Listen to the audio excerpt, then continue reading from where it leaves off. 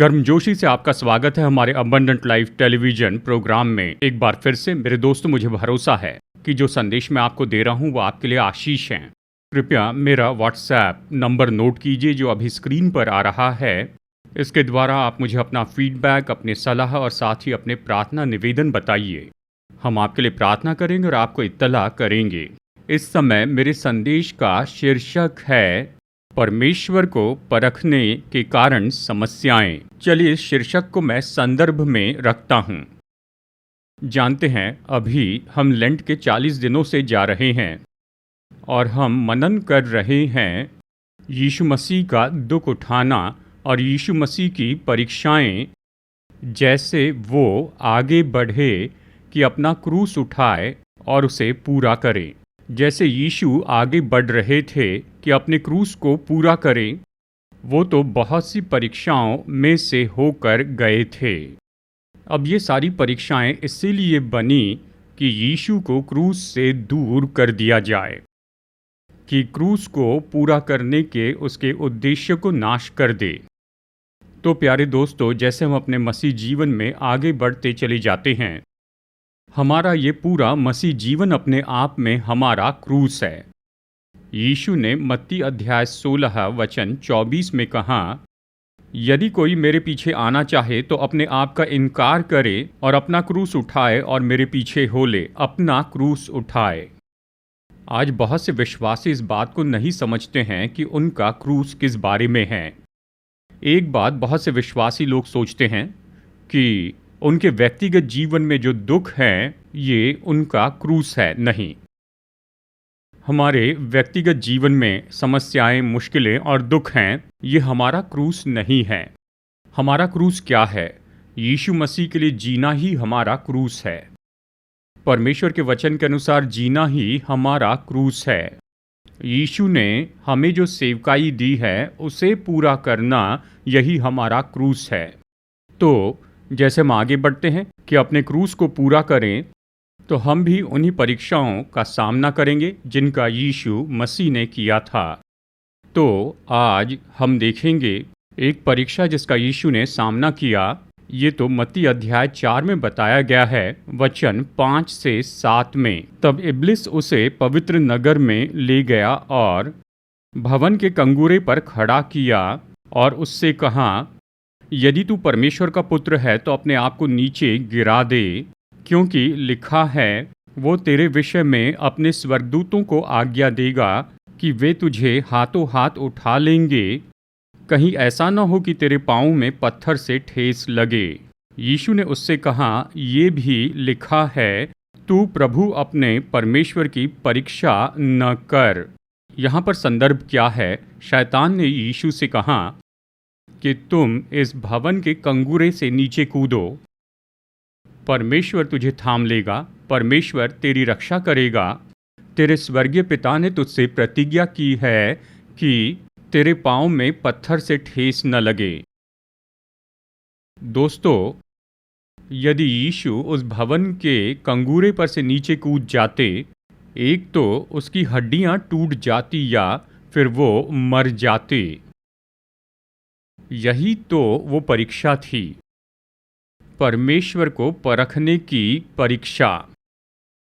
यहाँ ये शब्द परीक्षा वचन 7 में ये ग्रीक में है एक्पेराजो।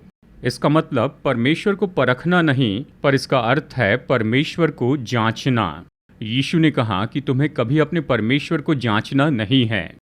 ये सच में कितना अद्भुत संदेश है जो यीशु आज हम सबको दे रहे हैं। मेरे दोस्तों, मसीह जीवन में अनजाने में ही कई अलग अलग तरीकों से हम परमेश्वर को जांचते हैं।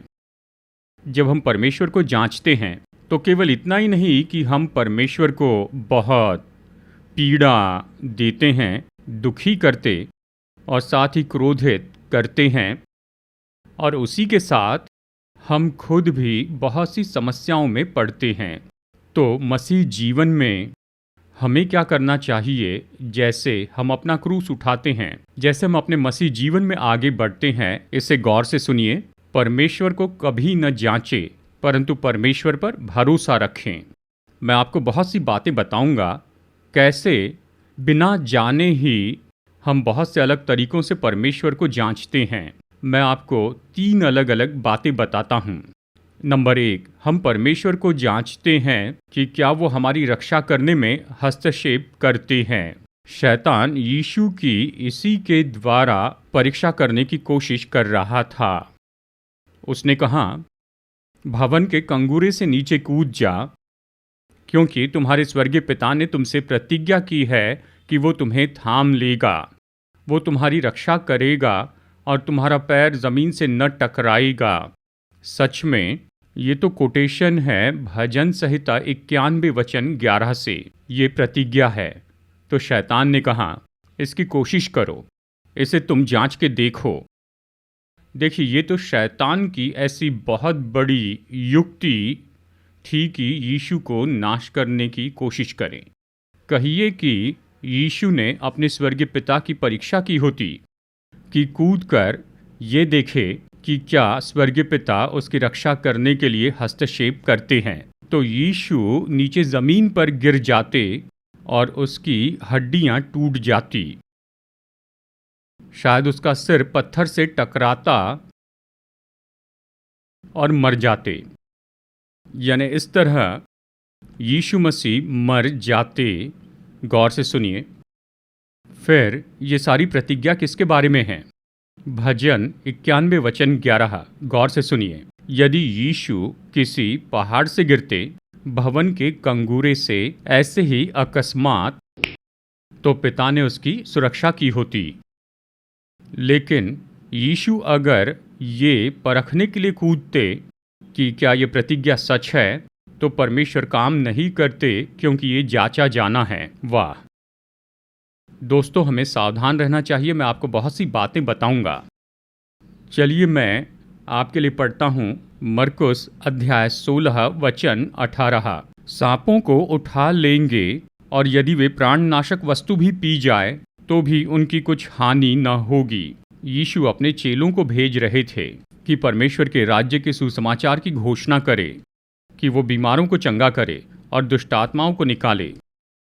जैसे वो गए तो वो बहुत से खतरों के अधीन हो गए थे। यानी अनजाने में अगर किसी तरह वो किसी खतरे में पड़ जाते, जैसे कोई उन्हें पीने के लिए जहर दे देता, तो परमेश्वर हस्तक्षेप करते और उनकी रक्षा करते। लेकिन कहिए कि अगर चेले खुद से इस तरह कहते, यीशु ने कहा अगर हम प्राणनाशक वस्तु पिए तो भी हमें कुछ नहीं होगा, तो चलो इसे जांच के देखते हैं। तो अगर वो उसे जांचते तो वो मर जाते। क्या आप समझ रहे हैं? अगर अकस्मात ऐसा कुछ चले जाता है, जहर या ऐसी कोई चीज़ जो उन्हें नाश कर सकती थी, तो यीशु रक्षा करने के लिए हस्तक्षेप करते। इसी तरह कहिए कि अगर वो जाते और सांप पर अपना पांव रखते या फिर सांप को हाथों में उठा लेते, ऐसे अकस्मात तो कुछ नहीं होता। लेकिन अगर वो जांचना चाहते, चाहे सांप की ही बात हो, अगर वो जांचना चाहते कि क्या परमेश्वर उनकी रक्षा करेंगे, यदि वो सांप को अपने हाथों में उठा लेते तो परमेश्वर रक्षा नहीं करते। यहाँ फर्क देखिए। अकस्मात हो गया, हाँ, पर जांचने के लिए करें, नहीं। प्यारे दोस्तों, आज मसीह जीवन में ऐसा बहुत कुछ हो रहा है। मैं आपको कुछ बातें बताता हूँ कि कैसे बिना जाने ही हम परमेश्वर को परखते हैं।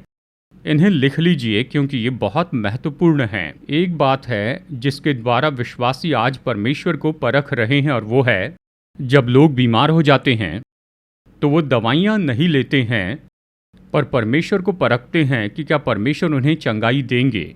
ये ऐसी शिक्षा है जो चल रही है, ये कई साल से चल रही है।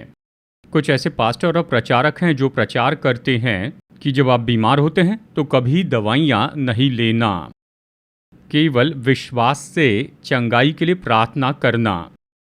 देखिए यहाँ क्या हो रहा है। जब आप ये कहते हैं कि मैं दवाइयाँ नहीं लूँगा, परमेश्वर मैं आप ही पर विश्वास रखता हूँ, तो असल में मैं आपको जांचता हूँ कि क्या आप मुझे चंगाई देंगे या नहीं। परमेश्वर कभी चंगाई नहीं देंगे। मेरी बातों को लिख लीजिए, क्योंकि आप परमेश्वर को जांच रहे हैं। आगे बढ़ने से पहले एक बात कह दूं, दवाइयां तो परमेश्वर की बुद्धि हैं जो डॉक्टर्स को दी गई है। इसका उपयोग कीजिए। आप उपयोग कर रहे हैं परमेश्वर की बुद्धि का बहुत से अलग अलग तरीकों से, जैसे कि मैं आपको वचन बता रहा हूं और ये सैटेलाइट के माध्यम से आपके घर तक पहुंच रहा है। घरों में ये परमेश्वर की बुद्धि है जिसका हम उपयोग कर रहे हैं। मैं अपने चश्मे का उपयोग कर रहा हूं, मैं माइक का उपयोग कर रहा हूं। ये परमेश्वर की बुद्धि है। आप कार का उपयोग करते हैं या स्कूटर, ये परमेश्वर की बुद्धि है। जबकि आप परमेश्वर की बुद्धि का उपयोग कर रहे हैं बाकी सभी क्षेत्रों में, तो आप इसे दवाइयों के क्षेत्र में क्यों उपयोग नहीं करते हैं? अगर दवाइयाँ इस संसार में नहीं होती तो संसार की आधी जनसंख्या तो अब तक मर गई होती। मेरे शब्दों को लिख लीजिए। परमेश्वर ने हमें बड़ी बुद्धि दी है, हमें इसका उपयोग करना है। फिर एक और क्षेत्र है जिसमें हम परमेश्वर को परखते हैं और वो है, मैं कानून तोड़ूंगा और देखता हूं क्या परमेश्वर मेरी रक्षा करते हैं। मैंने अपने जीवन में ऐसे लोगों को देखा जिन्होंने कहा, जब मैं स्कूटर पर जाता हूं तो मैं कभी हेलमेट नहीं पहनूंगा।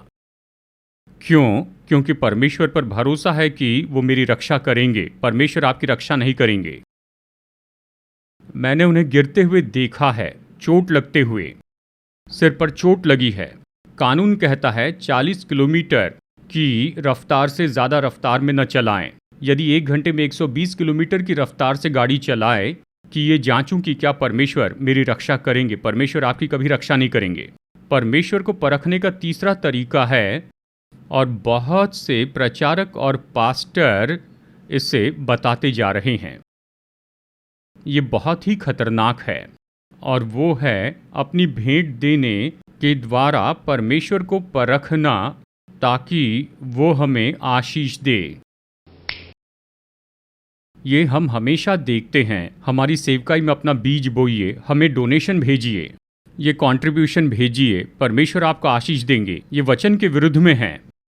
आप परमेश्वर को जांच नहीं सकते अपनी भेंट देने के द्वारा कि देखे कि क्या इसके बजाय वो अपनी आशीषें उंडेलते हैं कि नहीं। ये परमेश्वर को जांचना है।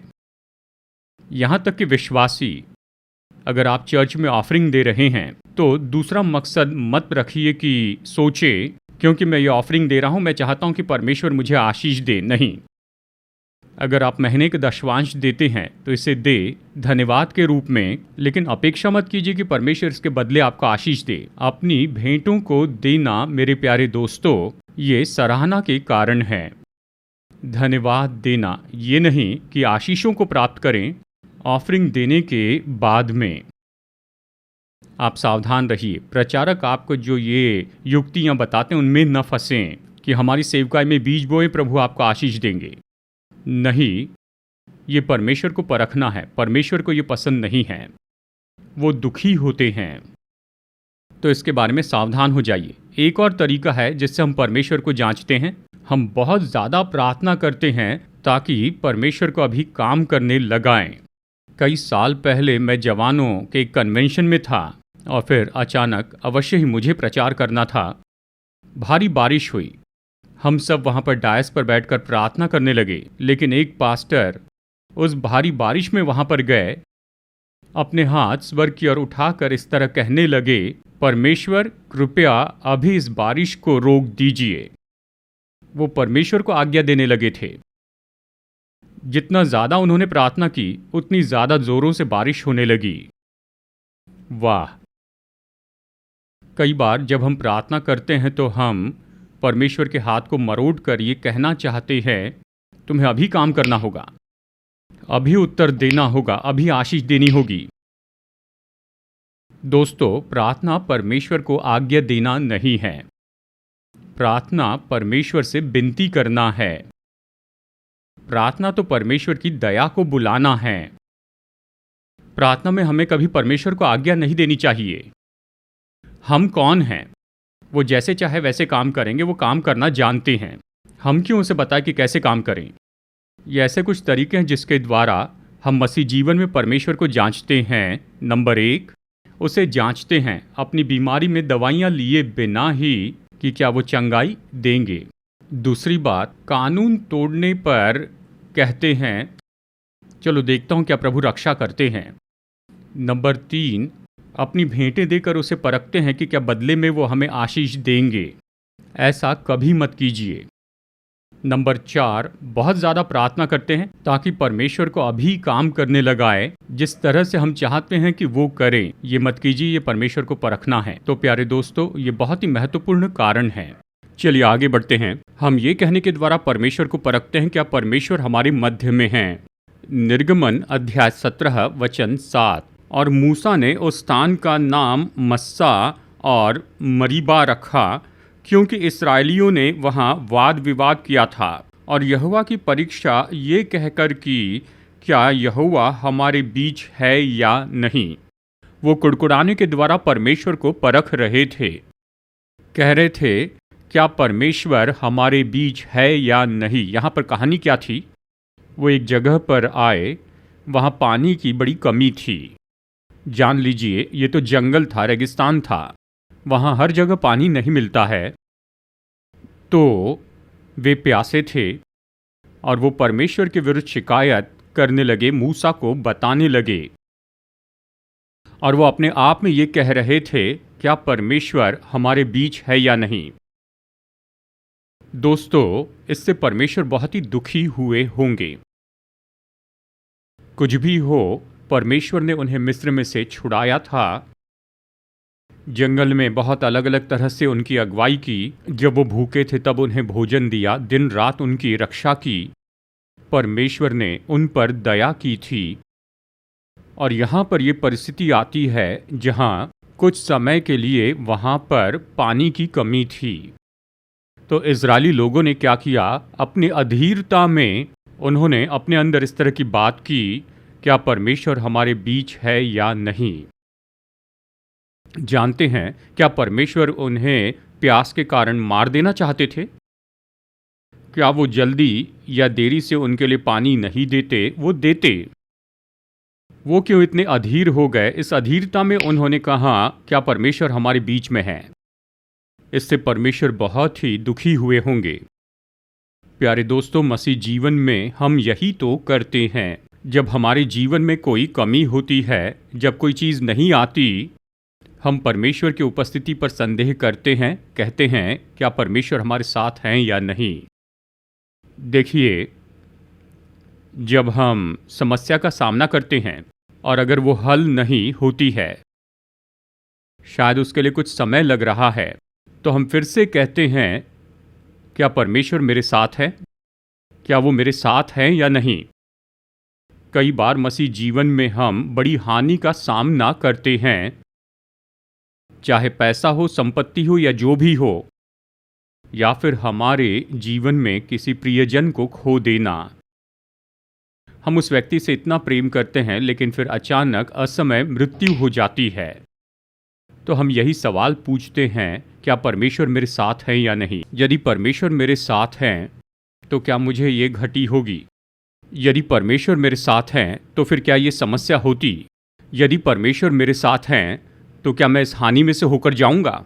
कई बार जब हम प्रार्थना करते हैं और कोई उत्तर नहीं आता, हम प्रार्थना और प्रार्थना और प्रार्थना करते रहते हैं और कोई उत्तर नहीं आता, तो हम यही सवाल पूछते हैं परमेश्वर क्या आप यहाँ हैं। सच में क्या आप मेरे साथ हैं। प्यारे दोस्तों, परमेश्वर इससे बहुत ही दुखी होते हैं।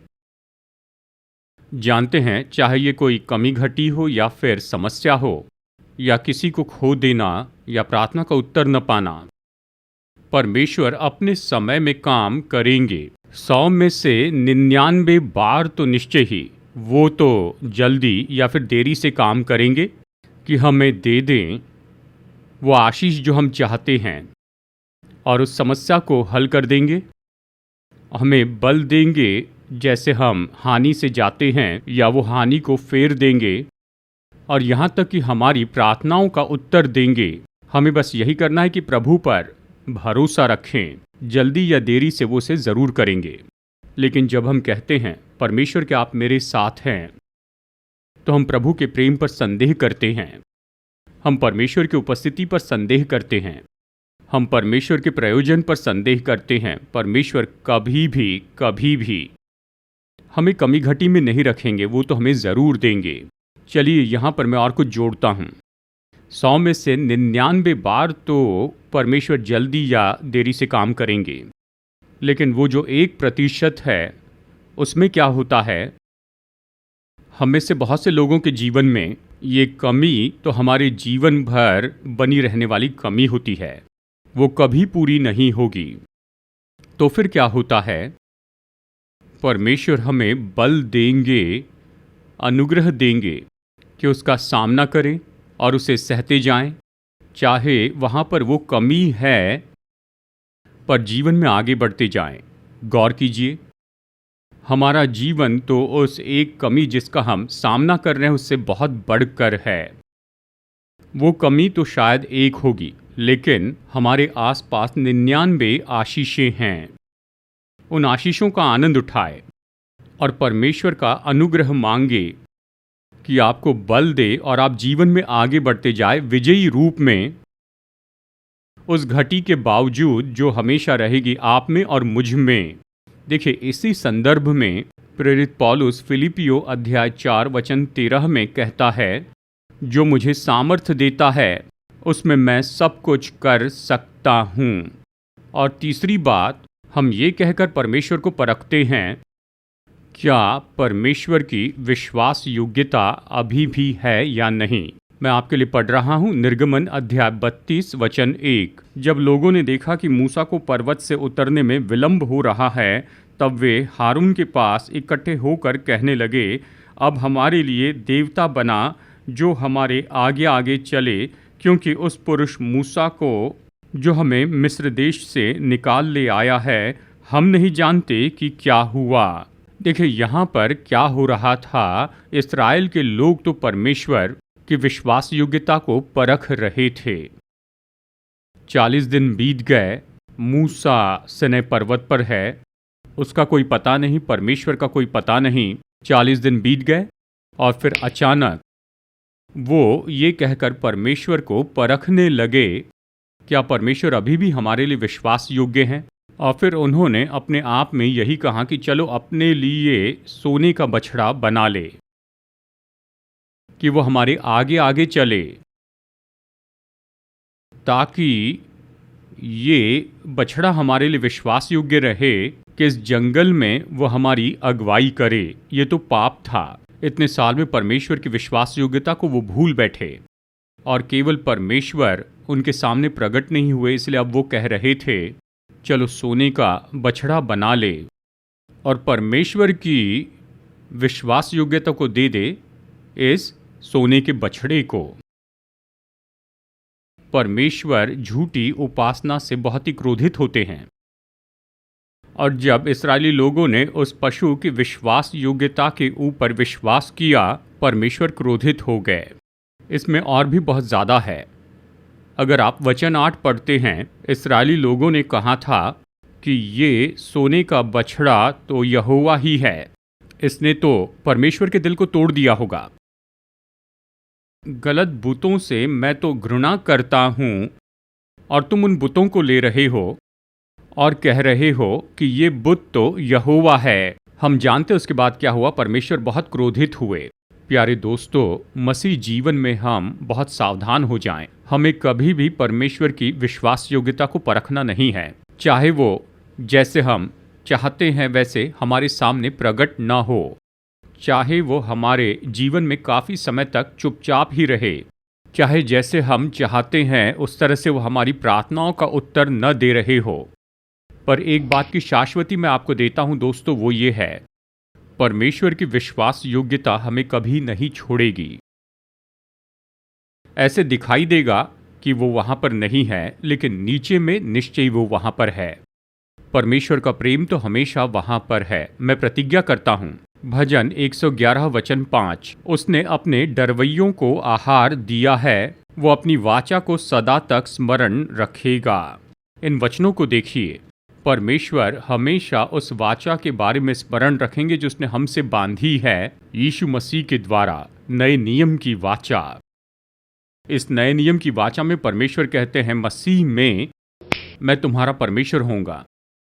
तुम्हारे मरने तक मैं तुम्हारे साथ विश्वास योग्य रहूंगा। मेरी विश्वास योग्यता तुम्हें कभी नहीं छोड़ेगी। दोस्तों, इस पर भरोसा रखें, लेकिन कभी भी परमेश्वर को न जांचें और विश्वास योग्यता को कभी न बदले किसी बात के लिए जो कि हमारे जीवन में कोई बुत हो, पैसा, संपत्ति, लोग, जो भी हो। विश्वास योग्यता परमेश्वर की है, न तो लोगों के लिए, न वस्तुओं के लिए, न पदार्थ के लिए। परमेश्वर हमेशा उस वाचा के बारे में स्मरण रखते हैं जो उसने यीशु के द्वारा हमसे बांधी है। वो हमारे परमेश्वर होंगे, हमारे साथ विश्वास योग्य होंगे, केवल हमारे लिए ही नहीं, हमारे बच्चों और बच्चों के बच्चों के लिए। आइए प्रार्थना करते हैं। अनुग्रहकारी परमेश्वर स्वर्गीय पिता, धन्यवाद कि आपने हमें सिखाया कि ये परीक्षाएं तो बहुत ही गंभीर हैं, ये आपको दुखी ही नहीं करते, परंतु यह हमें बहुत सी मुश्किलों और समस्याओं में डाल देती हैं। आपको परखने की परीक्षा। हमारे उद्धारकर्ता प्रभु यीशु, हमारी मदद कीजिए कि कभी भी आपकी परीक्षा न करें कि क्या आप हमारी मदद करेंगे। मदद कीजिए कि हम कभी ये परीक्षा न करें ये कहने के द्वारा कि आप सच में हमारे बीच में हैं या नहीं। मदद कीजिए प्रभु कि हम कभी आपकी विश्वास योग्यता को न जांचें, पर इन सारी बातों में केवल आप पर भरोसा रखें और उस भरोसे के द्वारा आपकी बहुतायत की आशीष पाए, यहाँ इस संसार में और आने वाले संसार में अनंत जीवन पाए।